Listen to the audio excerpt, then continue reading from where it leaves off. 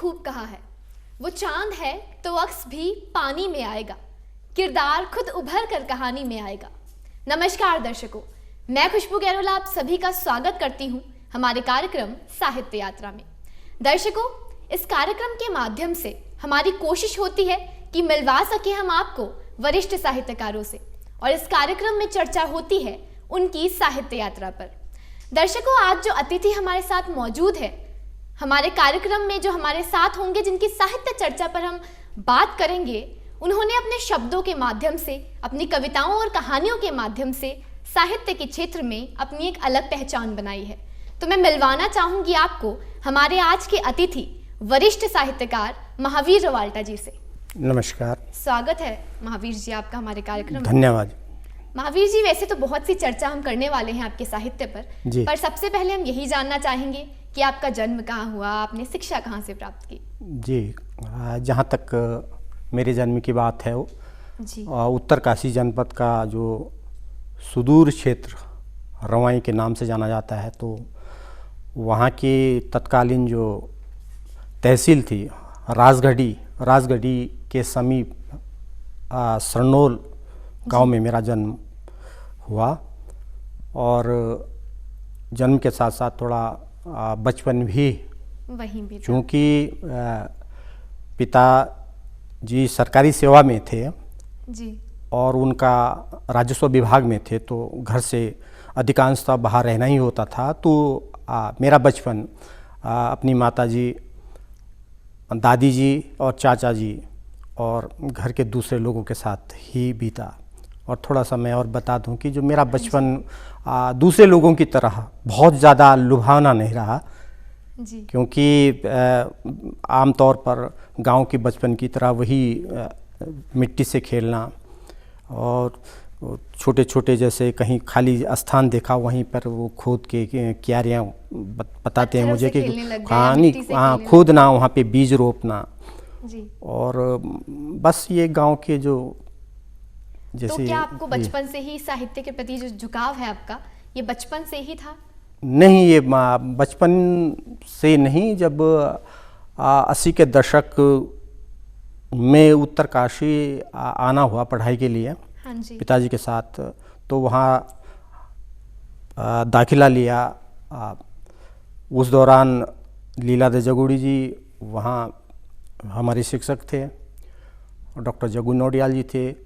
तो वहाँ यद्यपि पढ़ाते थे हमें, और पता चला था कि ये राष्ट्रीय स्तर के कवि हैं, लेकिन तब ये बात समझ में नहीं कि कवि क्या होता है, कभी ना उन्होंने कभी ऐसा कोई जिक्र नहीं किया।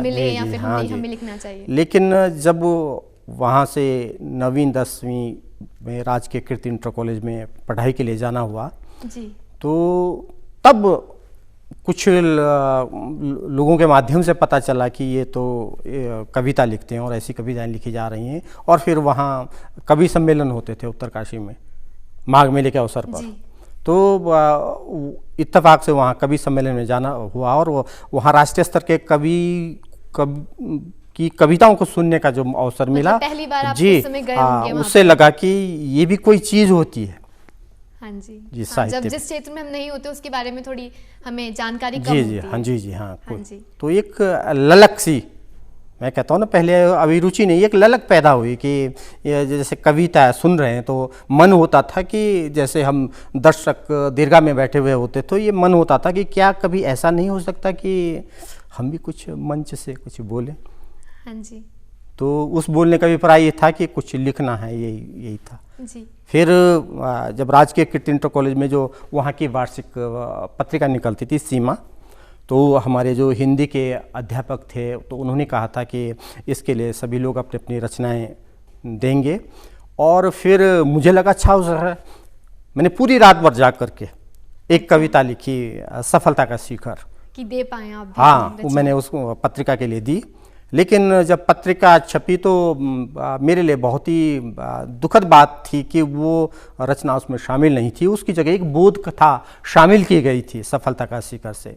तो यहाँ से एक टूटन हुई, दुख होता है, और एक असफलता ही मानता हूँ मैं, इसके जीवन की पहली असफलता।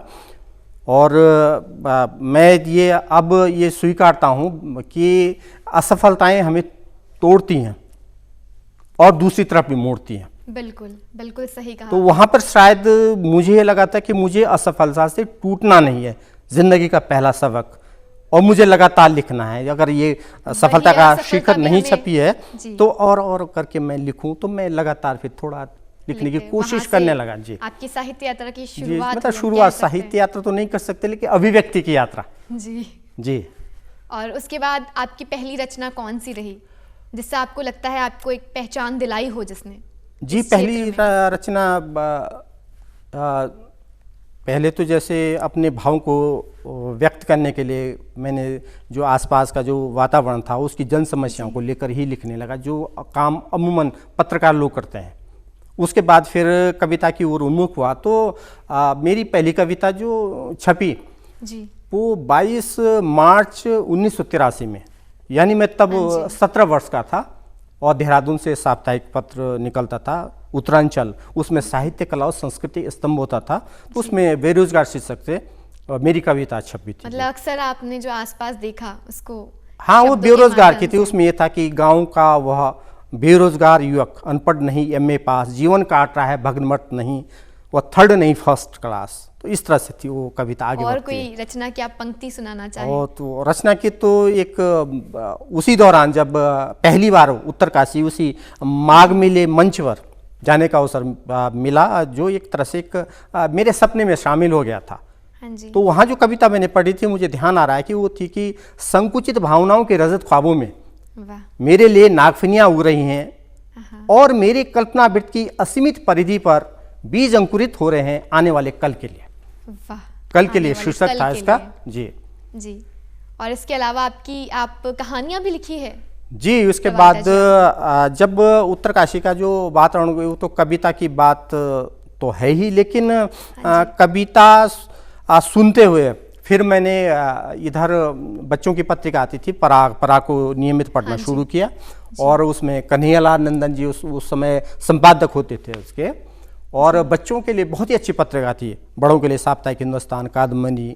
और पराग को जब मैंने पढ़ा तो मुझे लगा कि मैं कहानियाँ लिख सकता हूँ। फिर मैंने बाल कहानियाँ लिखनी शुरू की। पहले कविताएं आपने शुरू की, उसके बाद आपने पढ़ा तो आपने कहानियाँ। ज़्यादातर लेखकों के साथ यही होता है कि शुरुआत कविता से ही करते हैं, वजह चाहे कुछ भी हो। तो फिर जब मैंने वो बाल कहानियाँ लिखी तो सीधे मैंने नंदन जी को भेज दी जी। तो कहानियाँ वो नहीं छपी, लेकिन उनके अस्वीकृति के जो पोस्ट कार्ड आए वो टाइप किए हुए होते थे। हाँ जी। तो वो आए कि खेद है, आपकी रचना का उपयोग करने में असमर्थ है। तो वो रचना बेशक नहीं छपी, लेकिन वो जो पत्र हैं वो आज भी किसी धरोहर की तरह मेरे पास सुरक्षित है, और वहीं से मुझे ये लगा कि और लिखा जाना चाहिए। जिंदगी में बहुत असफलता भी बहुत जरूरी होती है। जी, जी, कहीं कहीं जगह आपको, जैसे आपने कहा कि एक जिंदगी को एक नया मोड़ देने के लिए शायद ये हमें बताती है कि शायद ज़रूरत है कि हम और मेहनत करें अपने क्षेत्र में। और आपने एक कविता लिखी, वो प्रकाशित नहीं हुई, फिर आपने और कविताएं लिखी। जी, फिर मैं लगातार लिखता गया, फिर लिखते गए। आपने कहानियां दिन रात करके सबसे ज़्यादा कहानियाँ रवाल्टा जी आपने। जी।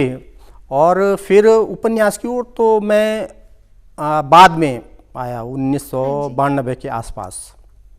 तो उसका भी एक है, उसके लिखने के पीछे भी एक असफलता ही है। जब मैंने बीएससी में दाखिला लिया तो बीएससी में चूँकि समाज सेवा का इधर कुछ एक भूत सवार हो गया था, और दूसरा कविता लिखने का, दो चीज़ें एक साथ हो गई थी, तो वहाँ पे सामंजस्य नहीं पर मैं बीएससी में असफल हो गया था। फिर उस असफलता को लेकर, जैसे मैंने पहले भी कहा कि तोड़ती है दूसरी तरफ मोड़ती है, तो मैंने कहा टूटना नहीं है, दूसरी ओर मुड़ना है। तो फिर मैंने ये किया कि बाकायदा वो जो असफलता का जो था, मैंने कहा मुझ जैसे अनेक लोग हैं जिनके जीवन में असफलताएं आती हैं, तो उसको मैंने कलमबद्ध किया, और फिर उसी को लेकर के मैंने पगडंडियों के सहारे उपन्यास लिखा। और 1992 में ये दिल्ली के तक्षशिला प्रकाशन से प्रकाशित हुआ। 1992 मेरा पहला उपन्यास था। बीएससी करने के बाद जी उसमें असफलता जी, वो तो तब तक तो 1992 तक मैं सेवा में आ गया था। 1989 में मैं राजकीय सेवा में स्पेशल पुलिस फोर्स में आ गया था। हाँ जी। और तो लेखन की यात्रा अनवरत चल रही थी। और 92 में जैसे ही मैं स्पेशल पुलिस फोर्स से बुलंदशहर स्थानांतरित हुआ, अच्छा, वहीं प्राथमिक स्वास्थ्य केंद्र धरपा पर, तो वहाँ रह करके मेरा ये उपन्यास पूरा तो लगभग हो ही चुका था, लेकिन उसको परिमार्जित करके लोगों तक वो फिर वो पहुंचा। प्रकाशित हुआ। जी, आपकी बहुत सी प्रकाशित पुस्तकें हैं, उसके बारे में भी हमें बताइए। हाँ जी, जो शुरुआत मेरी उपन्यास से हुई, सबसे पहले आपका उपन्यास प्रकाशित हुआ था। जी, उसके बाद फिर मैंने मात्र लगभग 2 सप्ताह में एक उपन्यास और लिखा था, एक और लड़ाई लड़। वाह, फिर एक और लड़ाई के बाद जी प्रभावित करने जी वाला है। वो हर के जीवन में कुछ ना कुछ लड़ाई होती उसमें है। भी युवक का संघर्ष था, और फिर कहानियों भी समानता लिख रहा था। हाँ जी। और फिर मेरा कहानी संग्रह समय नहीं ठहरता, वो दिल्ली से प्रकाशित हुआ था।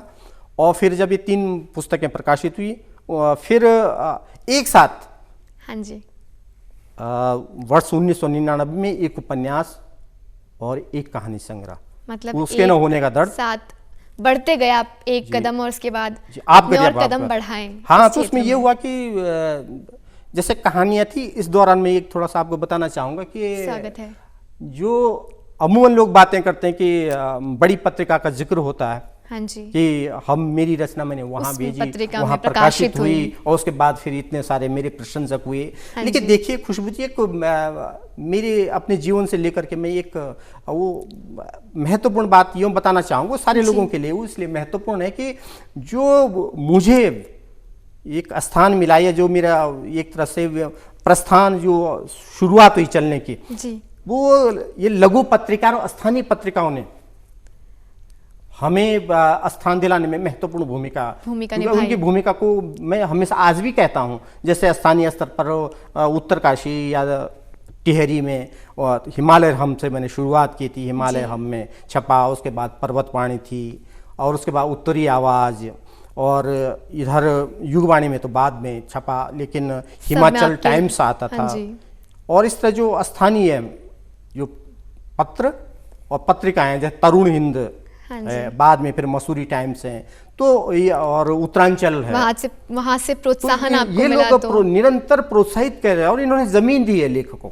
जी, ये तो बाद में है कि बाद में मेरे राष्ट्रीय स्तर की जो प्रतिष्ठित पत्रिकाएं, उनमें मेरी कहानियां छपी उस दौर में। उसके बाद फिर मेरा जो उसके न होने का दर्द कहानी संग्रह है। जी, वही जैसे 1999 में अक्सर अगर मैं बात करूं तो घर में जैसे होता है कि हम कुछ भी कर रहे हैं तो हमें पहले घर वाले, हमारे दोस्त हमारा प्रोत्साहन बढ़ाए, फिर जाकर बाहर के लोग आए। तो उसी प्रकार आपने कहा कि जो वहाँ की स्थान की लोकल मैगजीन्स थी, उन्होंने बहुत बड़ी भूमिका जमीन दी आगे बढ़ने के लिए, और आज भी उसका निर्वहन कर रही हूँ। जी, मैं राष्ट्रीय स्तर पर तो हम तब जाते हैं जब स्थानीय स्तर पर हमारी पहुंच है, या हमें लगे कि मैं कुछ हूँ, तो तभी हमारी यात्रा, आत्मविश्वास होना भी बहुत जरूरी है। जी, वहीं से पैदा। जी, तो आपने कौन कौन सी भाषाओं में लिखी है अपनी रचनाएं और कहानियां? भाषा का तो मैं तो मूलतः हिंदी का ही साहित्यकार रहा, लेकिन उसके बाद फिर जब बुलंदशहर रहा मैं तो लगातार हिंदी में लिखते हुए मुझे बाद में लगा कि अपनी जो रवाई क्षेत्र है, रवाई क्षेत्र में जो रवाल्टी बोली जाती है, रवाल्टी, जी, तो रवाल्टी में भी कुछ लिखा जाना चाहिए। जी, क्योंकि डॉक्टर गोविंद चादक जी 50 के दशक में उस पर अपना शोध प्रस्तुत कर चुके थे। मुझे बड़ा आश्चर्य हुआ कि देखिए अब रवाल्टी पे काम हुआ, लेकिन आज रवाल्टी की एक उपेक्षित अपने ही लोगों के बीच में थी। लोग बड़े झिझकते थे, सकुचाते थे कि ये क्या भाषा है। लेकिन फिर मैंने कहा इसको भी पहचान के लिए हमें कम से कम पहचान मिलनी चाहिए। और जो लोग हैं, एक भाषा मर जाएगी, और भाषा मरने का मतलब एक संस्कृति का खत्म होना। बिल्कुल बिल्कुल सही कहा रवाल। तो फिर मैंने लगा कि और माध्यम तो नहीं, लेकिन जो कविता है, कविता को मैं सबसे सशक्त माध्यम मानता हूँ अभिव्यक्ति का। तो कविताएं, तो मैंने कहा लिहाजा क्यों ना कविता से ही शुरुआत की जाए। फिर मैंने रोमांटिक कविता में छुटपुट लिखना शुरू किया, और बाद में मेरा प्रयास रंग लाया। तो रोमांटिक कविताओं पर बी मोहन जी ने काफ़ी कविता पोस्टर बनाए, देश भर में प्रदर्शित हुए, उनको पसंद किया गया। उसके बाद रोमांटिक का जो पहला कविता संग्रह है, मैंने उनको ही समर्पित किया है, गणी जड़ा हमारा सुईना, आसमान जैसे हमारे सब। तो क्या रवाल्टी में वो पहला प्रकाशित पुस्तक या जी पहली पुस्तक है? और आपकी भी वो पहली ही पुस्तक? मेरी भी पहली है। अरे वाह! तो क्या लगता है महावीर जी, कब जन्म लेती है एक कविता? कविता देखिए, या फिर कहानी, बात कविता कहानी की हो, जब आपके इर्द गिर्द कोई घटना घटती है, या आपका गहन चिंतन हाँ जी, छू जाए जब दिल को कोई बात, ऐसा कह जारी रहता है आपके भीतर, या समाज में आप ये ऐसी विद्रूपताएं देखते हैं या कोई बहुत बड़ा विभत्स जो सच है वो जी। से आप सामना होता तो आप हिल जाते हैं। ये लगता है कि कभी कभी तो आप एक कहानी आपको इतना बेचैन कर देती है, वो 15 दिन आपको सोने नहीं देगी, महीने सोने नहीं देगी। और मैं आपको एक बात आपके साथ साझा कर रहा हूँ, कोई रचना ऐसी जो तीन महीने उसने समय लिया, 3 महीने बाद वो एक रचना के रूप में सामने आ पाई। अरे वाह जी जी। तो रवाल्टी की आपने बात करी कि रवाल्टी में आपने रचनाएं लिखी है, जी। तो उसमें से कोई कुछ पंक्तियां किसी भी रचना की जो आपके दिल के करीब हो, वो आज जो आप साझा करना चाहें हमारे दर्शकों के साथ। अब रवाल्टी का तो बहुत ही है कि न मुई बदलिणु जी न मुई बदलिणु न मेरा हाल, वाह बस एक कटौग रही सदाई कतराई कोई तमार दो माए के छपराल। ये कविता तो ये लोडी कविता, जी। लोडी मतलब छोटी कविता।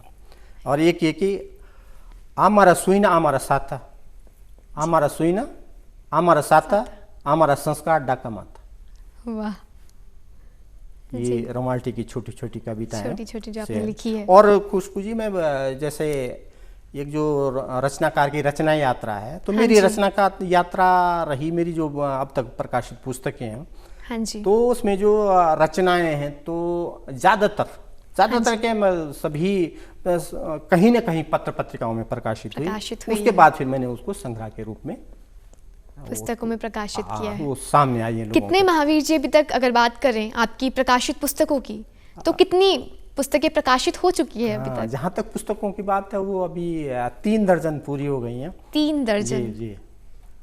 अरे वाह। और अलग अलग विधाओं की हैं। हाँ जी, हाँ आपने बताया। मेरे साथ अच्छी बात यह है कि इसके मैं बारे में भी किसी बताइए। एक विधा में बंद कर नहीं रह पाया।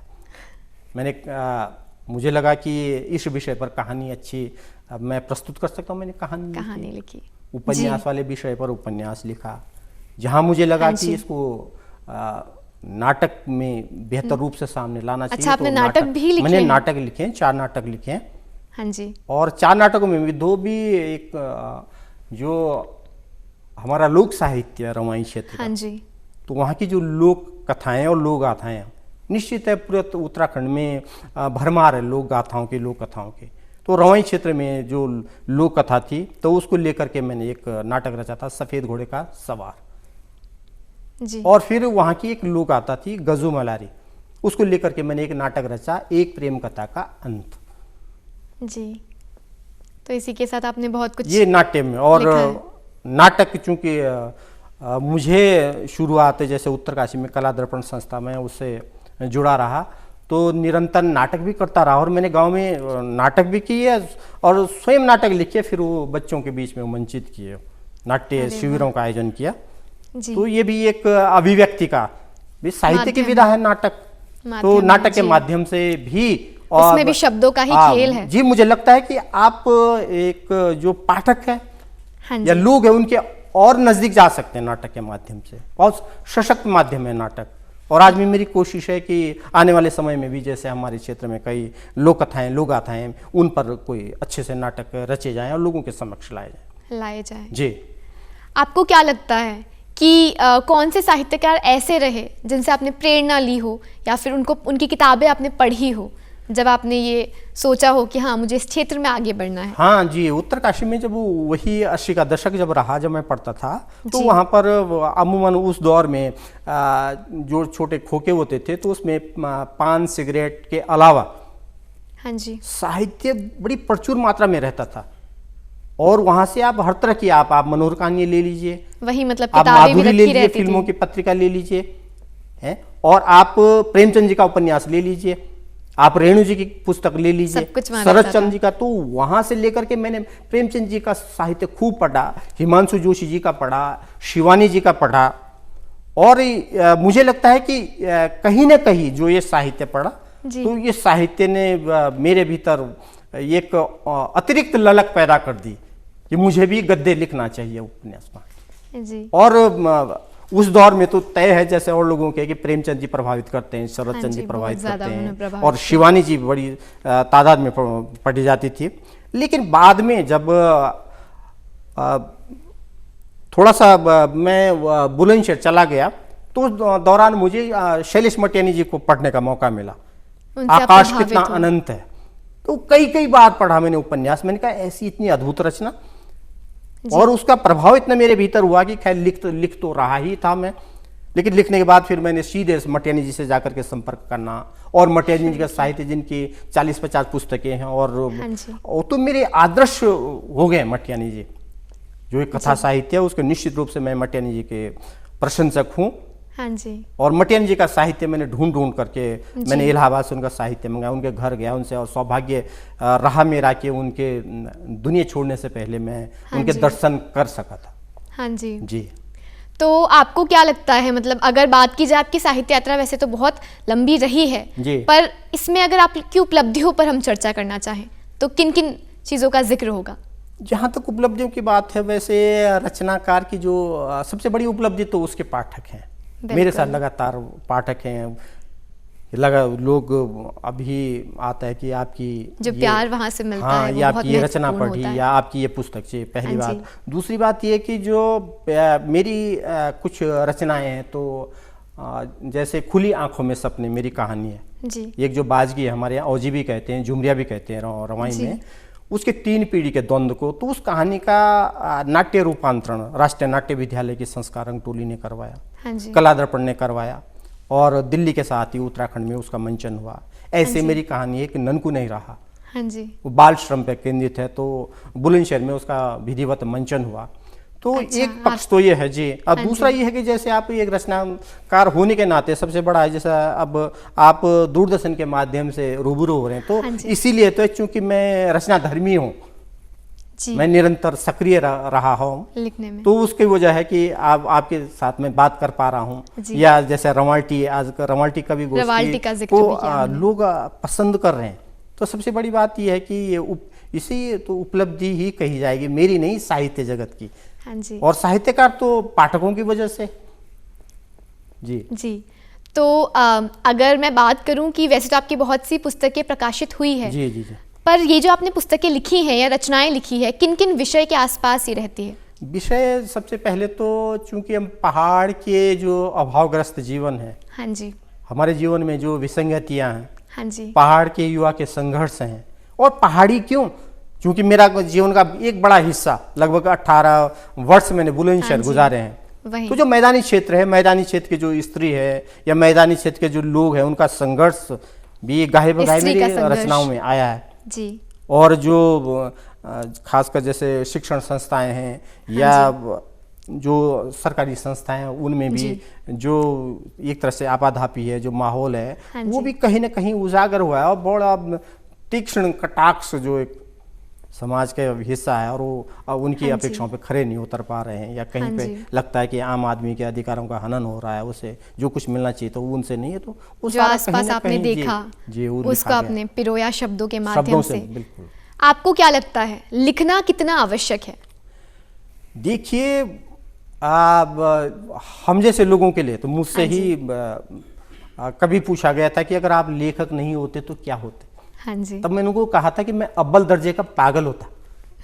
वो इसलिए क्योंकि ये सारी चीजें जब आप समाज में देख रहे हैं, हाँ जी, आप संवेदनशील है, आप एक संवेदनशीलता आपको झकझोरती है, वो ये अपील करती है आपसे, तो जब तक आप उसको अभिव्यक्त नहीं करेंगे, आपको कितने दिन आप उसको अपने जहन में पकाएंगे। हाँ जी। किसी न किसी माध्यम से तो उसको बाहर आना चाहिए, वो नाटक के माध्यम से आए, वो गीत के माध्यम से आए, वो जो मन में बात चल रही है वो बाहर आनी चाहिए। आप बिल्कुल आनी चाहिए। तो ये, और जितने साहित्यकार हैं वो तो शब्दों का सहारा लेते ही हैं। शब्दों के यूं भी कहे जैसे वो है कि आप तो, हम लोग तो कलम के सिपाही, कलम के मजदूर हैं एक तरह से जी, और होना भी चाहिए। देखिए, जब आपको कोई एक अभिव्यक्ति, जिम्मेदारी है एक तरह की, जिम्मेदारी साहित्यकार पे भी आपके भीतर से कोई प्रेरणा है, तो उसको तो आपका उसका निर्वहन ईमानदारी से करना चाहिए जी। और दूसरे चीज़ों की तरह मैं तो हमेशा कहता हूँ कि जैसे जीवन में या किसी संस्थान में हमारा अनुशासन से होकर गुजरते हैं हम, तो लेखन में भी अनुशासन होना बहुत जरूरी है। मतलब आपको निरंतर लिखते रहना चाहिए, और निरंतरता भी आपको एक समर्थ लेखक के रूप में स्थापित करने में मदद कर सकती है। आप निरंतरता नहीं है तो आप ये कृति लिख के आप छोड़ दीजिए। और कितना आवश्यक है कि किताबों को पढ़ें, पाठक जो हैं वो जाकर किताबें पढ़ें, या फिर जो साहित्य के क्षेत्र में अपनी पहचान रखने की ख्वाहिश रखता है, उसके लिए आप क्या कहना चाहेंगे? कितना ज़रूरी है किताबें वो जाकर पढ़ें?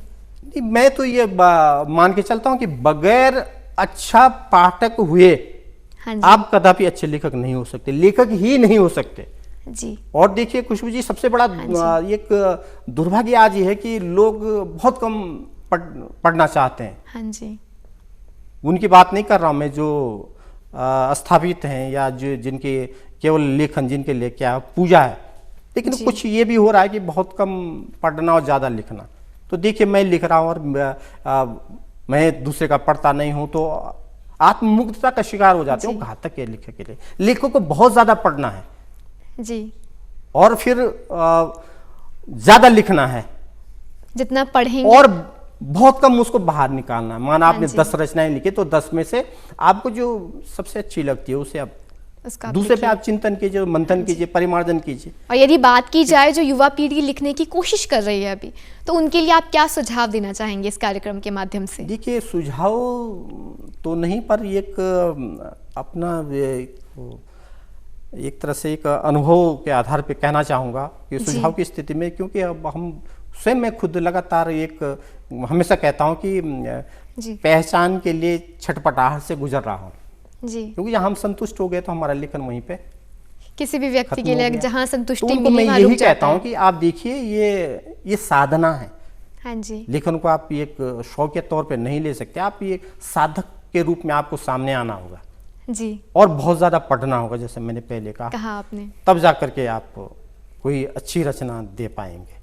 जी, पढ़ना बहुत आवश्यक है, सही कहा आपने, बहुत जरूरी है। बहुत ही अच्छी ये चर्चा रही। वैसे तो महावीर जी ये चंद मिनट काफी नहीं है जी। इस चर्चा के लिए, आपकी साहित्य चर्चा के लिए, पर समय मुझे इतनी ही अनुमति देता है। मैं उम्मीद करती हूँ दर्शकों को बहुत पसंद आई होगी हमारा आज का कार्यक्रम, और आपका शुक्रिया अदा करती हूँ कि आप आए और आपने कार्यक्रम में चर्चा करी। आपकी साहित्य यात्रा कैसी रही उस पर बहुत बहुत शुक्रिया आपका कार्यक्रम में आने के लिए। धन्यवाद। दर्शकों, मैं उम्मीद करती हूँ कि आपको हमारा कार्यक्रम साहित्य यात्रा पसंद आया होगा। ध्यान रखिएगा, यदि आपको साहित्य के क्षेत्र में अपनी एक अलग पहचान बनानी है या आप लिखने की कोशिश कर रहे हैं तो किताबें पढ़ना बहुत आवश्यक है। फिर मुलाकात होगी साहित्य यात्रा की एक नई कड़ी के साथ। तब तक ख्याल रखिए, सुरक्षित रहिए और देखते रहिए दूरदर्शन उत्तराखंड।